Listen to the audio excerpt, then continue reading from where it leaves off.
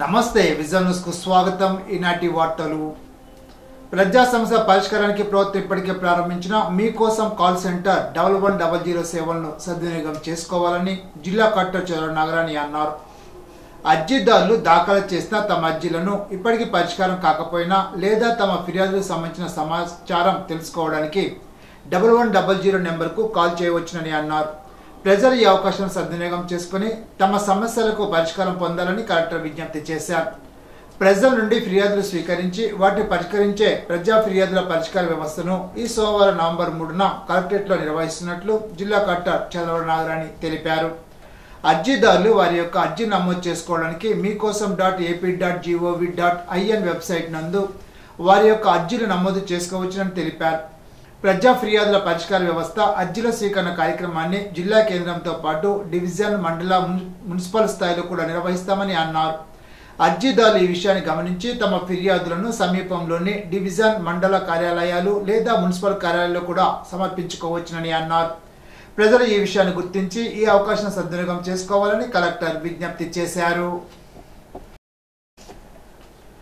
Foundation for agrarian studies November 6 నుంచి 9 వరకు కేరళ రాష్ట్ర రాజధాని తిరువనంతపురంలో వ్యవసాయ రంగంలో వస్తున్న మార్పులపై నిర్వహిస్తున్న అంతర్జాతీయ సదస్సుకు రాష్ట్ర రైతు నాయకుడు బి బలరాంను ఆహ్వానించారు. బెంగళూరు కేంద్రంగా పనిచేసిన ఈ స్వతంత్ర అధ్యయన పరిశోధన సంస్థ ఆహ్వానం మేరకు తాను ఈ అంతర్జాతీయ సదస్సుకు హాజరవుతున్నట్లు బలరాం తెలిపారు. ఈ సదస్సు కేరళ ముఖ్యమంత్రి పినరయి విజయన్ ప్రారంభిస్తారు. బలరాం ఉమ్మడి ఆంధ్ర రాష్ట్రంలో రైతు సంఘ రాష్ట్ర సహాయ కార్యదర్శిగా, కౌలు రైతుల సంఘ రాష్ట్ర అధ్యక్షునిగా, రాష్ట్ర విభజన తర్వాత ఆంధ్రప్రదేశ్ రైతు సంఘ రాష్ట్ర అధ్యక్షునిగా పనిచేశారు. రైతులకు, కౌలు రైతులకు రుణాలు, సాగునీరు, ధాన్యానికి గిట్టుబాటు ధర కొనుగోళ్లు, ప్రకృతి వైపరీత్యాలకు నష్టపరిహారాలు, ఇన్సూరెన్స్, బలవన్మరణాలకు పాల్పడ్డ రైతు కుటుంబాల నష్టపరిహారాల కోసం జరిగిన పలు ఉద్యమాల్లో బలరాం ముఖ్య పాత్ర వహించారు. ప్రభుత్వ భూముల్లో కొబ్బరి చెట్లు పేదలకు ఇవ్వాలని, ప్రభుత్వ భూములు పేదలకు పంచాలని ఆంధ్రప్రదేశ్ వ్యవసాయ కార్మిక సంఘ రాష్ట్ర ప్రధాన కార్యదర్శి వి వెంకటేశ్వర డిమాండ్ చేశారు. ఆంధ్రప్రదేశ్ వ్యవసాయ కార్మిక సంఘ పశ్చిమ గోదావరి జిల్లా ముఖ్య కార్యకర్తల సమావేశం భీమవరం ప్రజా సంఘాల కార్యాలయంలో జిల్లా అధ్యక్షుడు బాతిరెడ్డి జార్జ్ అధ్యక్షుని జరిగింది. ఈ సమావేశంలో వెంకటేశ్వర్లు మాట్లాడుతూ జిల్లాలో ప్రభుత్వ భూములు లక్షల కొబ్బరి చెట్లు ఉన్నాయని, ఇవన్నీ కూడా భూస్వాముల చేతుల్లో 99 సంవత్సరాల లీజులో ఉన్నాయని తెలిపారు. పేదల చేతుల్లో ఉన్న అసైన్డ్ భూమిని దూరం చేయడానికి ఫ్రీ హోల్డ్ చట్ట సవరణ కార్యక్రమాన్ని చంద్రబాబు తీసుకొస్తున్నాడని ఆందోళన వ్యక్తం చేస్తున్నారు. రానున్న రోజుల్లో కొబ్బరి చెట్లు పేదలకు ఇవ్వాలని, జిల్లా వ్యాప్తంగా ఉద్యమాన్ని తీవ్రతరం చేయాలని పిలుపునిచ్చారు. రాష్ట్రంలో పేద కుటుంబాలను బంగారు కుటుంబాలుగా మారుస్తానని చెబుతున్న చంద్రబాబు కేరళలో కూటమి ప్రభుత్వం చేపట్టిన ఫార్ములు అమలు చేసే ధైర్యం కూటమి ప్రభుత్వానికి ఉందని సవాల్ విసిరారు. జిల్లా కార్యదర్శి జక్కంశెట్టి సత్యనారాయణ మాట్లాడుతూ నవంబర్ 10, 11 తేదీన జిల్లాలో 32వ మహాసభలు అత్తిల్లోని షాదీఖానా కమ్యూనిటీ భవనంలో జరుగుతున్నాయని, ఈ మహాసభలో గత 3 సంవత్సరాల కాలంలో ఉద్యమ పోరాటాలు చర్చించి రానున్న 3 సంవత్సరాల కాలంలో కర్తవ్యాలను రూపొందించుకోవడం జరుగుతుందని తెలిపారు. ఈ మహాసభలకు జిల్లా నలుమూల నుండి 200 మంది ప్రతినిధులు హాజరవుతారని, మహాసభ జయప్రదానికి ప్రతి ఒక్కరూ కూడా సహకరించాలని కోరారు. సమావేశంలో జిల్లా ఉపాధ్యక్షులు కౌరు పెద్దిరాజు, కండెలి సోమరాజు, సహాయ కార్యదర్శులు బలచిన భద్రరావు, శేషపు అశ్రయ్య, ఎడ్ల చిట్టిబాబులు పాల్గొన్నారు. సివిల్స్ రైట్స్ డేను తూతూ మంత్రంగా నిర్వహించడం తగదని, దీనిపై జిల్లా కలెక్టర్ తక్షణ విచారణ జరిపి చర్యలు తీసుకోవాలని కేవీపీఎస్ జిల్లా ప్రధాన కార్యదర్శి కె క్రాంతిబాబు డిమాండ్ చేశారు. ఆదివారం స్థానిక ప్రజా సంఘాల జిల్లా కార్యాలయంలో కేవీపీఎస్ జిల్లా ఆఫీసర్ బేరర్ సమావేశం ఆ సంఘ జిల్లా అధ్యక్షులు బత్తుల విజయ్ కుమార్ అధ్యక్షతన నిర్వహించారు. ఈ సందర్భంగా ఆ సంఘ జిల్లా ప్రధాన కార్యదర్శి కె క్రాంతిబాబు మాట్లాడుతూ జస్టిస్ పున్నయ్య కమిషనర్ సిఫార్సుల ప్రకారం జీవో ఎంఎస్ నెంబర్ 105 ప్రకారం ప్రతి నెల చివరి రోజున మండలంలో ఒక గ్రామంలో అన్ని కులాల వారితో సివిల్ రైట్స్ డేను జరపాలని తెలిపారు. ఈ సమావేశంలో మండల తహసీల్దార్, మండల ఎస్ఐలు ప్రధాన పాత్ర పోషిస్తూ స్థానిక అన్ని కులాల పెద్దలను, ప్రజలను, సామాజిక సంఘాలను భాగస్వామ్యం చేయాలని గుర్తు చేశారు. కానీ జిల్లాలో అనేక మండలాల్లో ఈ సివిల్ రైట్స్ సమావేశాలు తూతు మంత్రంగా జరుపుతున్నారని ఆవేదన వ్యక్తం చేశారు. సమావేశానికి మండల తహసీల్దార్, ఎస్ఐలు గైహాజరయ్యి ఆర్ఐ కానిస్టేబుల్ వంటి వారిని పంపించి చేతులు దులుపుకుంటున్నారని మండిపడ్డారు. గ్రామ నడిబొడ్డున గ్రామ పంచాయతీ కార్యాలయంలో జరపకుండా దళితపేటలో నిర్వహిస్తున్నారని తెలిపారు. అన్ని కులాలు కాకుండా దళితులను మాత్రమే పిలవడం సబబు కాదని అన్నారు. కులవిక్ష అంటరానితనం పాటించకూడదని, ఇతర కులాలకు అవగాహన కల్పించాల్సింది పోయి దళితులకు అవగాహన కల్పిస్తారని ప్రశ్నించారు. చట్టాన్ని చట్టవిరుద్ధం అమలు చేస్తున్నారని ఎద్దేవా చేశారు. సివిల్ రైట్స్ డే సమావేశాలపై విచారణ జరిపి తక్షణం చర్యలు తీసుకోవాలని జిల్లా కలెక్టర్ను కోరారు. కార్యక్రమంలో కేవీపీఎస్ జిల్లా ఉపాధ్యక్షులు దిగుబాటి రాజగోపాల్, జిల్లా సహాయ కార్యదర్శి నంచిన నాగేశ్వరరావు, మాదాసి గోపి తదితరులు పాల్గొన్నారు. ఆదివారం అత్తిలి లయన్స్ క్లబ్ అధ్యక్షులు లయన్ సిరిగా నాగేశ్వరరావు, బిందులత దంపతుల వివాహ వార్షికోత్సవం సందర్భంగా అత్తిలి లయన్స్ క్లబ్ ఆధ్వర్యంలో భగవాన్ పూతరేకుల వారి ఆర్థిక సహకారంతో అత్తిలి మండలం మంచిలి భగవాన్ పూతరేకుల ఫ్యాక్టరీలో ఉచిత మెగా మెడికల్ క్యాంపును PMJF లైన్ పుట్ట విజయశ్రీ చేతుల మీదుగా ప్రారంభించారు. ఈ సందర్భంగా పుట్ట విజయశ్రీ మాట్లాడుతూ డిసెంబర్ నెలలో బసవతారకం క్యాన్సర్ హాస్పిటల్ సౌజన్యంతో సిరిగారి నాగేశ్వరరావు ఆధ్వర్యంలో ఉచిత క్యాంపు నిర్వహించడం జరుగుతుందని తెలిపారు. నాగేశ్వరరావు లయన్స్ క్లబ్ ప్రెసిడెంట్ అయిన తర్వాత అనేక క్యాంపులు నిర్వహించారని అన్నారు. బల్లిపాడులో కూడా లయన్స్ క్లబ్ ద్వారా ఉచిత క్యాంపులు నిర్వహిస్తామని తెలిపారు. భవిష్యత్తులో సిరిగారి నాగేశ్వరరావు మరిన్ని కార్యక్రమాలు నిర్వహించాలని ఆమె ఆకాంక్షించారు. ఈ క్యాంపులో తణుకు ఆరోగ్య multi speciality hospital doctor CH Pavani మహిళలకు సంబంధించి అన్ని రకాల ఆరోగ్య సమస్యలను, సంతానలేమి, నెలసరి సమస్యలను, డాక్టర్ బుల్లేని కృష్ణ జనరల్ వైద్యులు బీపీ, షుగర్, దగ్గు, జ్వరం, అన్ని రకాల జనరల్ సమస్యలను, పిల్లల వైద్య నిపుణులు డాక్టర్ P శ్రీనివాసరావు, ఎముకల వైద్య నిపుణులు D రాఘవేంద్రరావు పేషెంట్లను బీపీ, షుగర్ వైద్య పరీక్షలు నిర్వహించి వారికి ఉచితంగా మందులు పంపిణీ చేశారు. క్యాంపులో ZC Lion P Venkateswararao, Tanuku సొన్నా Lions club ZC Lion Padmavathi, Lion ఉల్స్ Bhaskar Rao, first vice president Tanuku rotary club Putta Ramachandrarao, Lion Chittala Balamuralikrishna, secretary Lion Vardhinidi Siva, treasurer Lion Bandi Gangadharam, Lion Gorrela Venkatrao, Lion Aku Ramachandrarao, Lion Kasireddy Apparao club సభ్యులు పాల్గొన్నారు.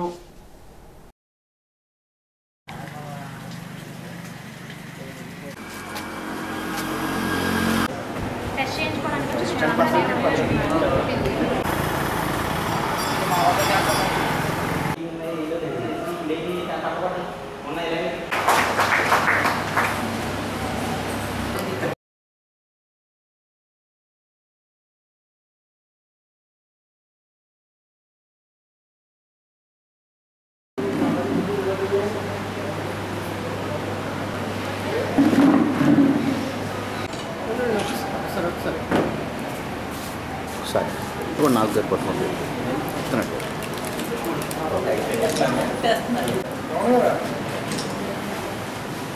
మాస్కరే వెనకాలకి వెళ్ళిపోండి.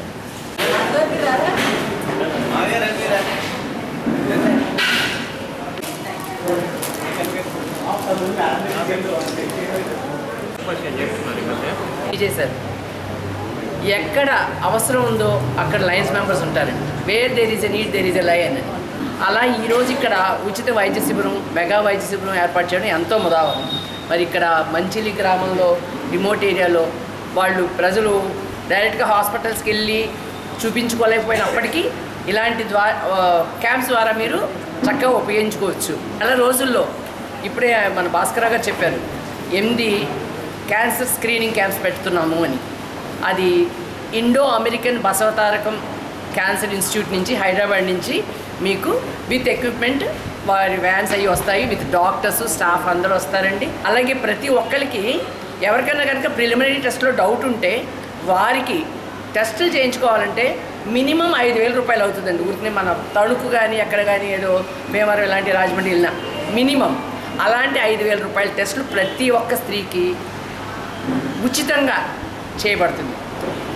ఈ అవగాహన మీరు వారిలో పెంచితే కనుక ఎక్కువ మంది మన శిబిరాలని ఈ లయన్స్ క్లబ్స్ ఇంటర్నేషనల్ ద్వారా ఈ క్లబ్స్ వారు చేపట్టే వాటిని అందరూ ఉపయోగించగలుగుతారు. దయచేసి ఇది మాత్రం నిర్వాహకులు అందరూ కూడా పరిగణలోకి తీసుకుని అందరికీ తెలియజేయాలని నేను కోరుకుంటున్నాను. అలాగే అత్తిలి లయన్స్ క్లబ్, ఈ అత్తిలి లయన్స్ క్లబ్ ఇది 25వ సంవత్సరం ఏర్పడి, అంటే రజతోత్సవ సంవత్సరం. సో దానికోసమే ప్రత్యేకించి సేవా తత్పరుడైన నాగు గారిని వీరు ప్రెసిడెంట్గా ఎన్నుకోవడం జరిగింది. నాకు తెలిసి గత 13 ఏళ్ళుగా Attili Lions club excellence award సాధిస్తుంది. ఇది సాధించడానికి అదేం ఆషామాషి వ్యవహారం కాదు. ఎప్పుడు ప్రతి సంవత్సరం సభ్యత్వం పెంచుతూ ఉండాలి, ప్లస్ గ్రోత్లో ఉండాలి, సేవ నిరంతరంగా చేస్తూ ఉండాలి, మన లయన్స్ క్లబ్ ఇంటర్నేషనల్ ఫౌండేషన్కి కంట్రిబ్యూషన్ ఇస్తూ ఉండాలి. అలా ఇచ్చిన వాటికి మాత్రమే ఎక్సలెన్స్ ఇస్తారు. అంటే గత 13 ఏళ్ళుగా వీరు అవన్నీ కూడా చేస్తున్నారు. అంతేకాకుండా ఇంటర్నేషనల్ డ్యూస్, డిస్ట్రిక్ట్ డ్యూస్ కూడా ప్రెసిడెంట్ పీఠం ఎక్కడానికి ముందే పే చేస్తారు. అది నిజంగా ఈ క్లబ్ యొక్క స్పెషాలిటీ.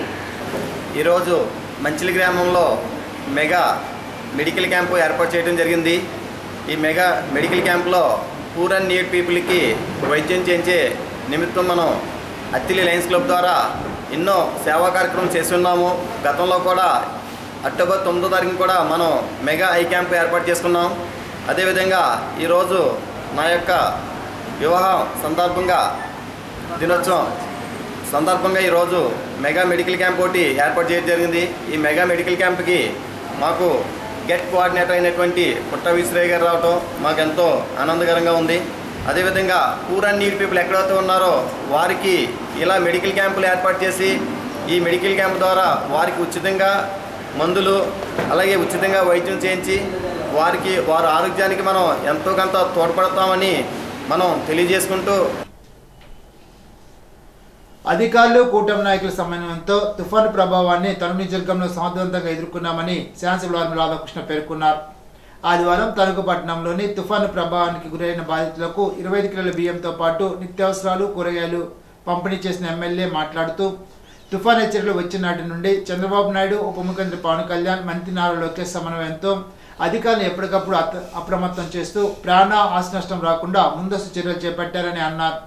గతంలోనూ ఇలాంటి సందర్భాలు ఎదురైన సమయంలో చంద్రబాబు నాయుడు తన అనుభవంతో సమర్థవంతంగా ఎదుర్కొన్నారని చెప్పారు. చంద్రబాబు నాయుడు స్ఫూర్తితో కూటమి నాయకులు, అధికారులు సైతం తుఫాను ప్రభావాన్ని ఎదుర్కొన్నారని తెలిపారు.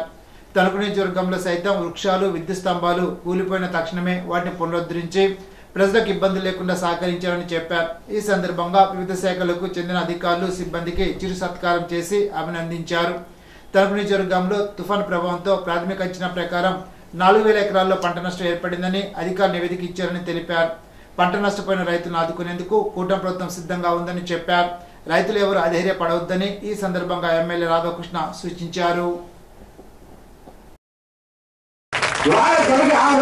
మొంగా తుఫాన్లో ఎవరైతే పునరావాస కేంద్రాల దగ్గరికి వచ్చారో, పునరావాస కేంద్రాల్లో వారు ఉన్నారో వారందరికీ కూడా ఈరోజు ప్రభుత్వం నిత్యావసర వస్తువుల్ని ఈరోజు అందించడం జరుగుతుంది. దాంట్లో రిలీఫ్లో భాగంగా ప్రతి ఒక్కరికి కూడా మొంగా తుఫాను అన్ని విధాలుగాను కూడా ప్రభుత్వం, గౌరవ ముఖ్యమంత్రి నారా చంద్రబాబు నాయుడు గారు, ఉప ముఖ్యమంత్రి వర్యులు పవన్ కళ్యాణ్ గారు, అదేవిధంగా గౌరవ మంత్రివర్యులు లోకేష్ గారు వారి నాయకత్వంలో నిరంతరం కూడా పర్యవేక్షిస్తూ మొంగా తుఫాను తీవ్రతను ఎప్పటికప్పుడు తెలియజేస్తూ రాష్ట్రంలో ప్రజలందరినీ కూడా అప్రమత్తం చేసి ఒక టీం వర్క్తో ఈరోజు లోకేష్ గారు దాదాపు 3 రోజుల పాటు సచివాలయంలోనే ఉండి ఆ తుఫాను యొక్క ఎటువంటి మనకి అధిగమించాలి, దాన్ని ఎటువంటి ఇబ్బందులు లేకుండా ఎటువంటి చర్యలు తీసుకోవాలని సూచన చేస్తూ ఎప్పటికప్పుడు అందరినీ కూడా ఈరోజు అప్రమత్తం చేసి ఆ మొంగా తుఫాను ఈరోజు మనకి ఎటువంటి ఇబ్బంది లేకుండా దాన్ని అధిగమించే విధంగా కూడా చర్యలు తీసుకున్నందుకు ముందుగా ముఖ్యమంత్రి చంద్రబాబు నాయుడు గారికి, అదేవిధంగా ఉప ముఖ్యమంత్రులు పవన్ కళ్యాణ్ గారికి, మంత్రివర్యులు లోకేష్ గారికి ధన్యవాదాలు తెలియజేసుకుంటున్నాం. మన తణుకు నియోజకవర్గంలో ఈరోజు మనందరం కూడా అధికారులు, కూటమి నాయకులు ఒక సమన్వయంతో ఒక టీం వర్క్ చేస్తే ఏ విధంగా ప్రతి కార్యక్రమాన్ని దిగ్విజయంగా చేయొచ్చు అనే దానికి ఈ మొంగా తుఫాన్ని మనందరం కూడా ఎదుర్కోవడం. 3 రోజులు నిద్రాహారాలు మాని నిరంతరం కూడా ఫీల్డ్ లో ఉండి తణుకు నియోజకవర్గ ప్రజలందరికీ కూడా అండగా నిలబడినట్టు అధికారులందరికీ కూడా గట్టిగా చెప్పడం ద్వారా కూటమి ప్రభుత్వం ఒక సుస్థిరమైనటువంటి ప్రభుత్వం ఉంది. అటువంటి సుస్థిరమైనటువంటి ప్రభుత్వాన్ని మనందరం కూడా ఈరోజు కాపాడుకోవాల్సినటువంటి అవసరం ఉంది. మీ అందరికీ బాగుండాలి, మనందరికీ మంచి సంక్షేమం అందాలంటే, మంచి అభివృద్ధి జరగాలంటే ఒక మంచి ప్రభుత్వం ఉండాల్సినటువంటి అవసరం ఉంది. ఈరోజు మీరు ఎవరైతే పునరావాస కేంద్రాల్లో ఆ రోజు ఉన్నారో వారందరికీ నిత్యావసర వస్తువుల్లో భాగంగా 25 కేజీలు బియ్యంతో పాటుగా ఒక పామాయిల్ లీటరు, అదేవిధంగా షుగర్ 1 కేజీ, కందిపప్పు 1 కేజీ, బంగాళదుంపలు 1 కేజీ, ఉల్లిపాయలు 1 కేజీ, ఈ విధంగా ఈ వస్తువులన్నీ కూడా మీకు అందించడం జరుగుతుంది. ప్రతి ఒక్కరూ కూడా ప్రభుత్వం ఏ విధంగా పనిచేస్తుందనే దానికి మనందరం కూడా ఇది ఆలోచన చేయాలి.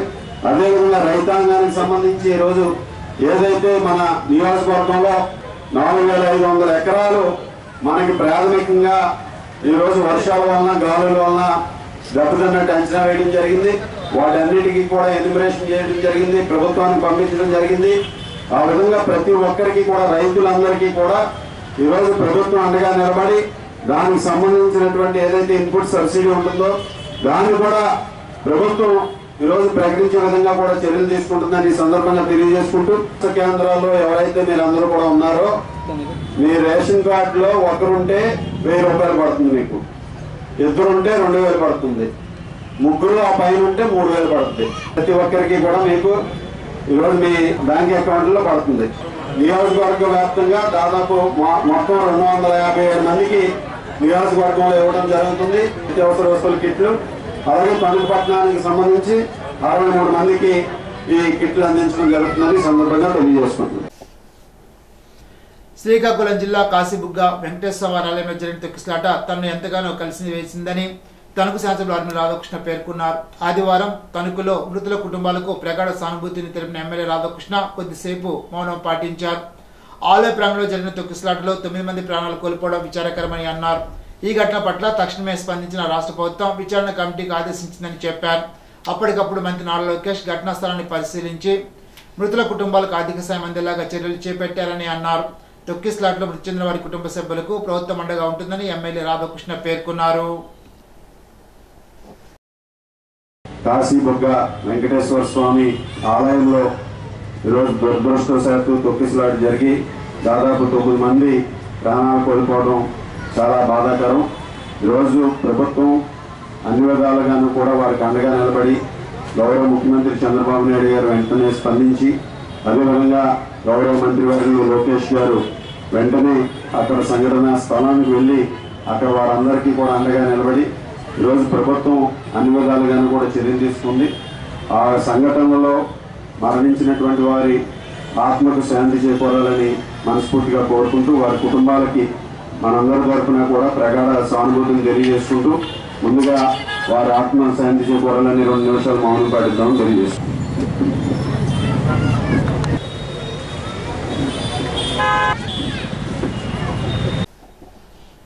ఆంధ్రప్రదేశ్లో అక్రమ అరెస్టులు, జైలుకు పంపడం తప్ప పరిపాలన గాలికి వదిలేసి మీరు రెడ్ బుక్ సిద్ధాంతాన్ని అమలు చేస్తున్నారని మాజీ మంత్రి కారుమూరి వెంకట నాగేశ్వరరావు మండిపడ్డారు. 16 నెలల కాలంలో 2,40,000 కోట్ల అప్పులు చేసి వాటిని కనిపించకుండా చేసేందుకు అరెస్టుల పర్వానికి తెర తీశారని అన్నారు. 3,600 కోట్ల లిక్కర్ కేసు అని చెప్పి కొండను తవ్వి ఎలకను పట్టిన విధంగా కూటమి ప్రభుత్వం వైఖరి ఉందని అన్నారు. తనకు వైఎస్ఆర్సీపీ కార్యాలయంలో ఆదివారం నిర్వహించిన సమావేశంలో ఆయన మాట్లాడారు. చంద్రబాబు బెల్ట్ షాపులు ఉండకూడదంటూ బెల్టులు, మద్యం దుకాణాల ద్వారా మద్యం విచ్చలవిడిగా విక్రయాలు చేస్తూ రాష్ట్రాన్ని మధ్యాంధ్రప్రదేశ్గా మార్చారని విమర్శించారు. ఇబ్రహీంపట్నంలో కల్తీ మద్యం బయటపడగానే మాజీ మంత్రి జోగి రమేష్ ప్రజలకు వివరించారని, దీంతో కక్షపూరితంగా జనార్దన్ రావు పేరుతో చెప్పించి గౌడ కులసుడైన ఆయనపై అభియోగాలు మోపి నేడు అరెస్టు చేశారని విమర్శించారు. కల్తీ మద్యం నడుస్తుంటే మీ పోలీసు, ఎక్సైజ్ డిపార్ట్మెంట్లు ఏం చేస్తున్నారని, అసలు రాష్ట్రంలో ప్రభుత్వం ఉందని ప్రశ్నించారు. కూటమి ప్రభుత్వాన్ని వ్యతిరేకించిన, అక్రమాలు బయటపెట్టినా ప్రశ్నించిన వారిని అక్రమార్షులు చేస్తున్నారని అన్నారు. రాష్ట్ర వ్యాప్తంగా కూటమి ఎమ్మెల్యేల ఆధ్వర్యంలో జరుగుతున్న అవినీతి అక్రమాల విషయాల్లో వారిని ఎందుకు అరెస్టులు చేయలేకపోతున్నారని మాజీ మంత్రి కారుమూరి ప్రశ్నించారు. ఎమ్మెల్యేలు యథాచేతగా దోపిడీలు చేస్తున్నారని, మద్యం, బెల్ట్ షాపులు, ఇసుక, మట్టి, పనికాహార పథకం, పేకాట, క్రికెట్ బుకీలు, గంజాయి విక్రయాల్లో నల్లులు బల్లులా దోచేస్తున్నారని మండిపడ్డారు. ఇటీవల ఎమ్మెల్యే సైతం పైనుంచి నిధులు రాకపోవడంతో మేము లంచాలు తీసుకుని ఆ డబ్బుతో అభివృద్ధి చేస్తున్నామని, స్టేడియం కట్టిస్తున్నామని చెప్పడానికి కూడా సిగ్గుపడడం లేదని అనడాన్ని గుర్తు చేశారు. ఎవరో ఒకరు చెప్పిన మాటతో జోగి రమేష్ను అరెస్టు చేసిన మీరు మీ ఎమ్మెల్యేని ఎందుకు అరెస్టు చేయలేదంటూ ధ్వజమెత్తారు. కాపు కులానికి చెందిన 3 కారుతో ఎక్కి తొక్కించిన ఘటనలో కారులో నిందితుడి కుటుంబం అంతా కూర్చొని తొక్కించినా వారిపై కేసు నమోదు చేయలేదని, కానీ జగన్మోహన్ రెడ్డి పర్యటనలో ఒక వ్యక్తి కారు కింద పడ్డాడని జగన్పై కూడా కేసు నమోదు చేయడం ఎంత దుర్మార్గమని మండిపడ్డారు. రాష్ట్రంలో బాలికలకు చాక్లెట్లు, బిస్కెట్లు ఇచ్చి అత్యాచారాలు చేస్తుంటే మీరేం చేస్తున్నారని, మీ వాళ్ళు ఏ తప్పు చేసినా, ఏ విధ్వంసం చేసినా వారిని ఏ అరెస్టులు చేయరని దుయ్యబట్టారు. జనార్దన్ ముందు ఒకలా మాట్లాడారని, తర్వాత మరొకలాగా మాట్లాడారని విమర్శించారు. బీసీల లక్ష్యంగా చేసుకుని అరెస్టులకు దిగుతున్నారని, మీ తప్పులు తెలుసుకుని బేషరతుగా జోగి రమేష్ను విడుదల చేయాలని డిమాండ్ చేశారు.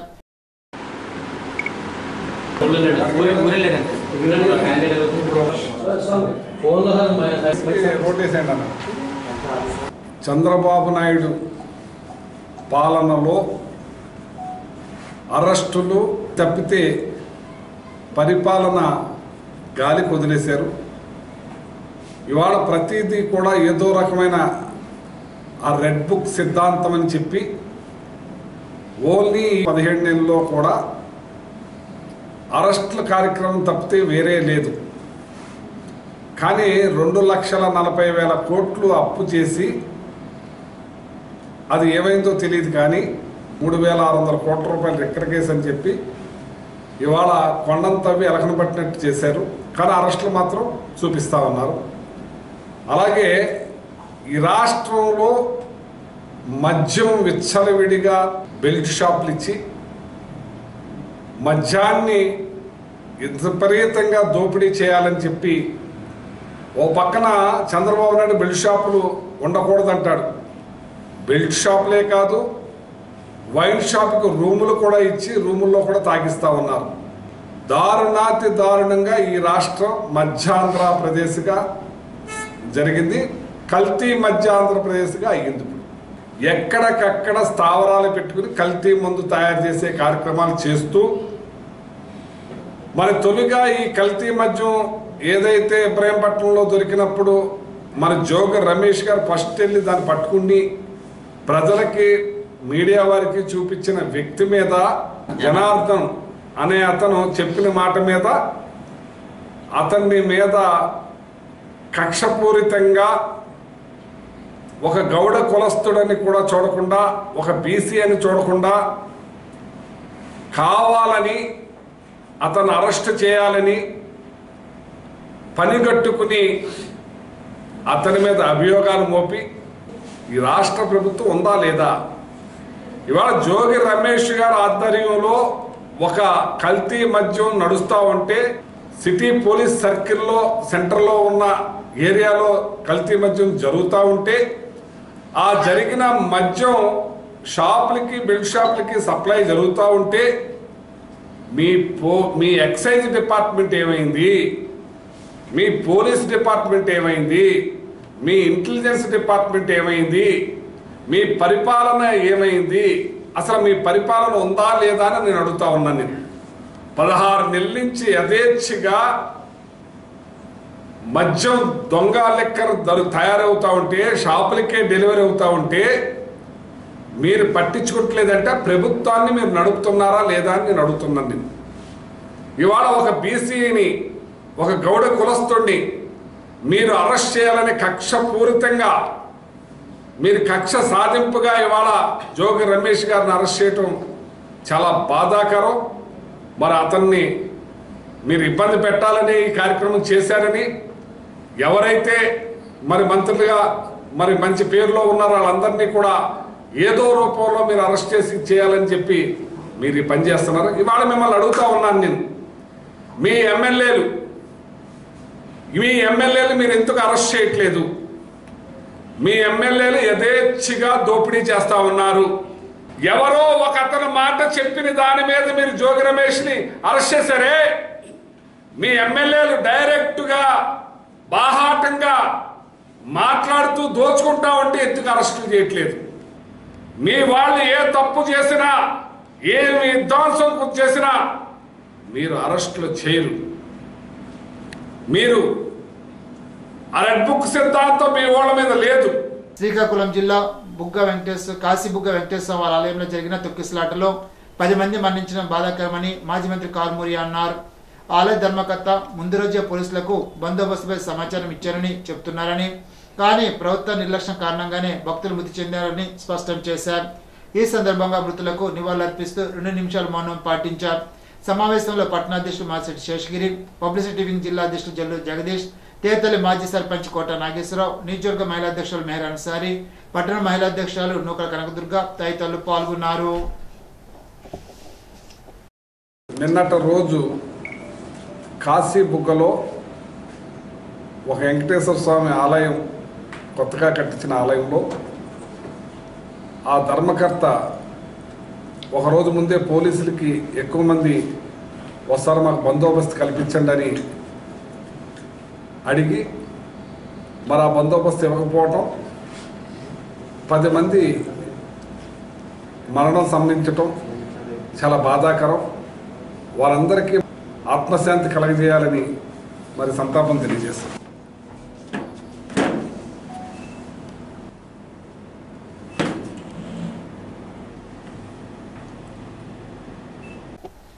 లిక్కర్ కుంభకోణంలో మరింత మంది గజ దొంగలు బయటకు వస్తున్నారని తణుకు ఏఎంసీ చైర్మన్ కొండరెడ్డి శివ వ్యాఖ్యానించారు. జోగి రమేష్ హర్ష్ పట్ల మాజీ మంత్రి కారుమూరి ముస్లి కన్నీరు కారుస్తున్నారని ఎద్దేవా చేశారు. ఆదివారం తణుకు కూటమి కార్యాలయంలో ఏర్పాటు చేసిన మీడియా సమావేశంలో ఆయన మాట్లాడారు. కొండను తవ్వి ఎలకను పట్టుకున్నారంటూ మాజీ మంత్రి కారుమూరి చేసిన వ్యాఖ్యానాన్ని ఖండించారు. ఈ కుంభకోణంలో మరింత మంది గజ దొంగలు జైలుకు వెళ్లడం ఖాయమని అన్నారు. త్వరలోనే కారుమూరి సైతం జైలుకు వెళ్తారని పేర్కొన్నారు. మందా తుఫాన్ హెచ్చరికల నేపథ్యంలో 3 రోజుల పాటు రాత్రి పగలు అధికారులు నాయకులను సమన్వయం చేసిన ఎమ్మెల్యే రాధాకృష్ణ ఎలాంటి ఆస్తి ప్రాణనష్టం కలగకుండా జాగ్రత్తలు తీసుకున్నారని చెప్పారు. ప్రతిపక్ష హోదాలో ఉన్న మాజీ మంత్రి కారుమూరి ఇప్పుడు వచ్చి కబుర్లు చెప్తున్నారని విమర్శించారు. కార్యక్రమంలో కూటమి నాయకులు పాల్గొన్నారు. గత వారం రోజుల నుంచి మాజీ ఎమ్మెల్యే మాజీ మినిస్టర్ కారుమూరి వెంకటనాగేశ్వరరావు గారు ఎక్కడ కనపడలేదు. ఆయన నాయకుడేమో బెంగళూరు వెళ్ళిపోయాడు, ఈయన హైదరాబాద్ వెళ్ళాడు, మరి అక్కడికి వెళ్ళాడు తెలీదు. ఈరోజు వచ్చాడు, తగుదనమ్మ తయారయ్యాడు. ఇవాళ మళ్ళీ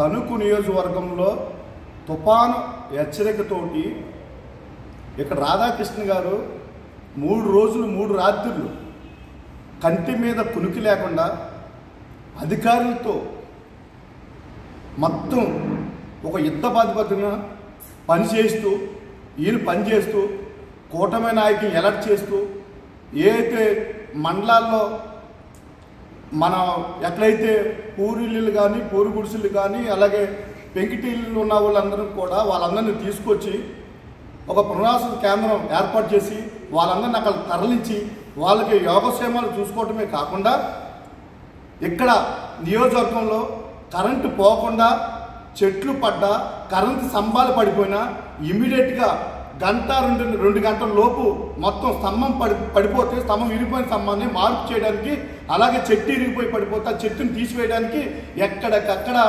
అధికారుల్ని యంత్రాంగాన్ని పెట్టి నడిపించాడు 3 రోజులు కూడా. అదే రకంగా పెద్ద కాలం ఉంటే అక్కడ గండి పడిపోతాయని చెప్పి ఎక్కడెక్కడైతే వీక్ ఉన్నాయో అక్కడ కూడా ఇక్కడ మనుషులు పెట్టి అక్కడ యంత్రాంగాన్ని కూడా పెట్టించాడు. ఈయన 2 సంవత్సరాలు మంత్రి ఎమ్మెల్యేగా చేశాడు కారుమూరి గారు, 3 సంవత్సరాలు మంత్రిగా చేశాడు. మరి ఈయనకి బాధ్యత లేదా? తణుకు నియోజకవర్గ ప్రజల మీద బాధ్యత లేదా? ఈయన ఎక్కడ దీనికి ట్వీట్ అని చేస్తాడు కదా, తుఫాను హెచ్చరిక ఉంది, ప్రజలందరూ ఆందోళన చెందొద్దు, ప్రజలు ధైర్యంగా ఉండాలని చెప్పి కనీసం ఒక ట్వీట్ కూడా చేసిన పోలేదు ఈ దుర్మార్గుడు. ఎక్కడో తిరిగాడు, ఎక్కడ పోటీ తెలియదు. తను అక్కడి నుంచైనా ట్వీట్ చేయొచ్చు కదా. సోషల్ మీడియా కదా, ఇప్పుడు మాట్లాడితే సోషల్ మీడియాలో వచ్చి మాట్లాడుతున్నాడు, తెల్లలేదు వచ్చి మాట్లాడుతున్నాడు. మీరు ఈ సోషల్ మీడియాలో కనీసం ప్రజల మీద ఇంత ప్రేమ ఇంత అభిమానం ఉన్నాడు ఖండించాలి కదా, లేదు.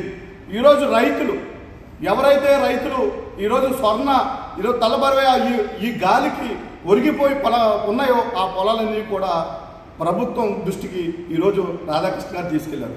దాన్ని ఐడెంటిఫై చేశారు. 3 మండలాల్లో కూడా 4800 ఎకరాలు ఈరోజు వాలిపోయిన పొలాలన్నీ కూడా ఒక ఐడెంటిఫై చేసి వాటికి ప్రభుత్వానికి ఒక నివేదిక కూడా ఇవ్వడం జరిగింది. అంటే రైతుల మీద రైతుల పక్షపాత ఎవరో, రైతుల దోహ ఎవరు అన్నది మీ ప్రజలకే అర్థమవుతా ఉంది. తణుకులో న్యాయవాది పొట్ల సురేష్ అధ్యక్షన మాల సంఘాల జేఏసీ సమావేశం నిర్వహించారు. కూటమి ప్రభుత్వం ఏర్పడ్డాక ఒక కులాన్ని టార్గెట్ చేసి అణిసివేసే ప్రయత్నం చేస్తుందని అభిప్రాయపడింది. దీనికి నిదర్శనంగా 2011 జనాభా లెక్కలు తీసుకుని 2024 ఉద్యోగాలు లెక్క వేసి ఓపెన్లో వచ్చిన మాల అభ్యర్థులను కులానికి లెక్కలు వేసి మాలలు జనాభాకి మించి ఉన్నారని, తప్పుడు వర్గీకరణ చేసిందని, మాలలపై రోజు దాడులు జరుగుతున్నా నిర్లక్ష్యం చేస్తోందని, గుంటూరు జిల్లా తురకపాలెంలో మాలలు గత 2 నెలల్లో 30 మంది మరణిస్తే కనీసం స్పందించలేదని, చావులకు కులాల ఆరోహణ అవరోహణ క్రమంలో నష్టపరిహారం ప్రకటించడం ఇవన్నీ మాలలపై ప్రత్యక్ష అణచివేతకు నిదర్శనమని సమావేశం ఖండించింది.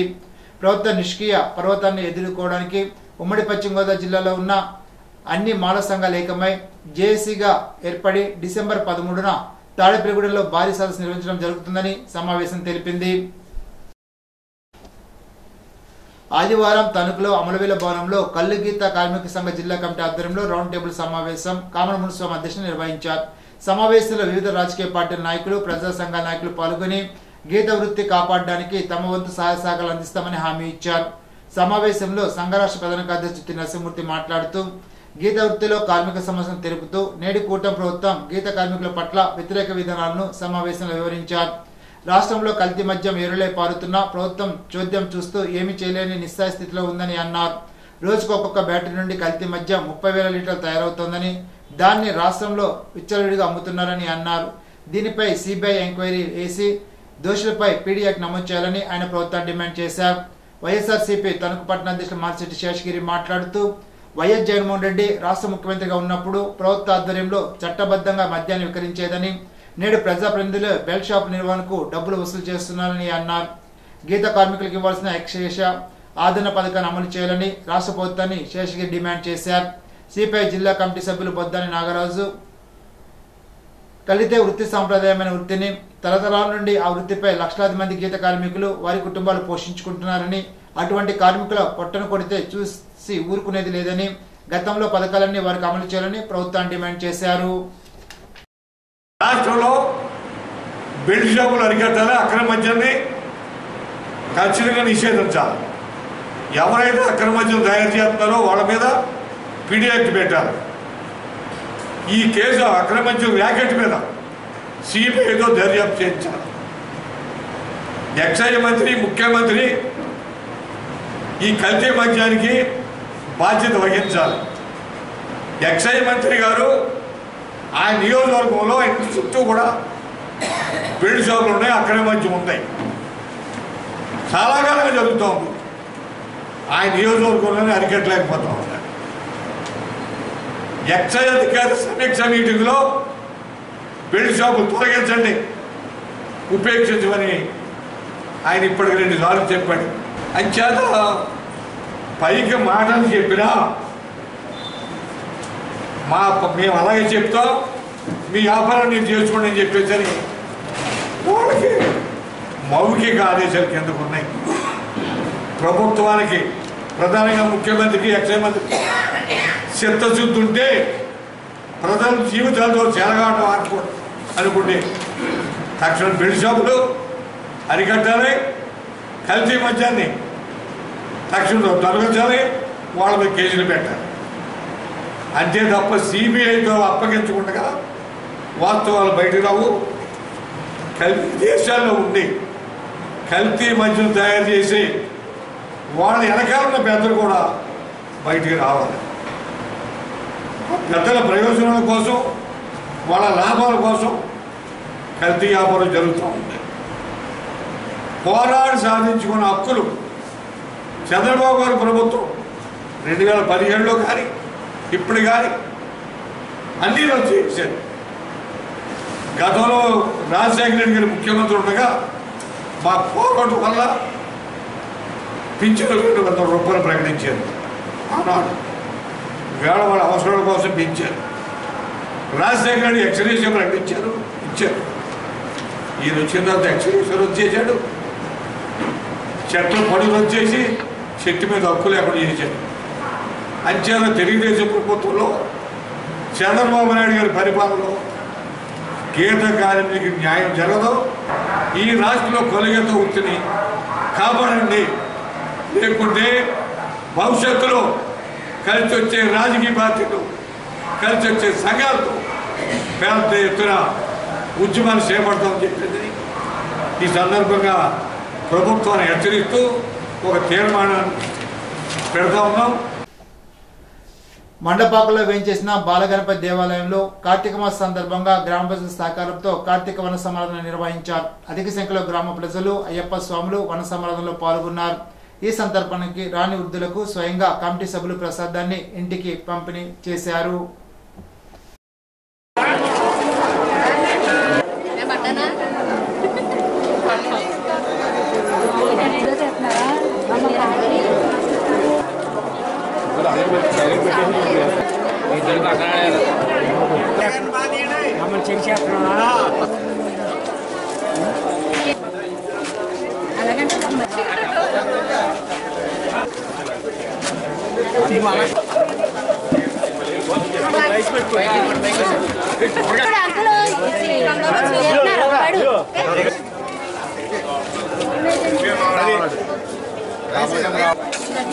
రైజు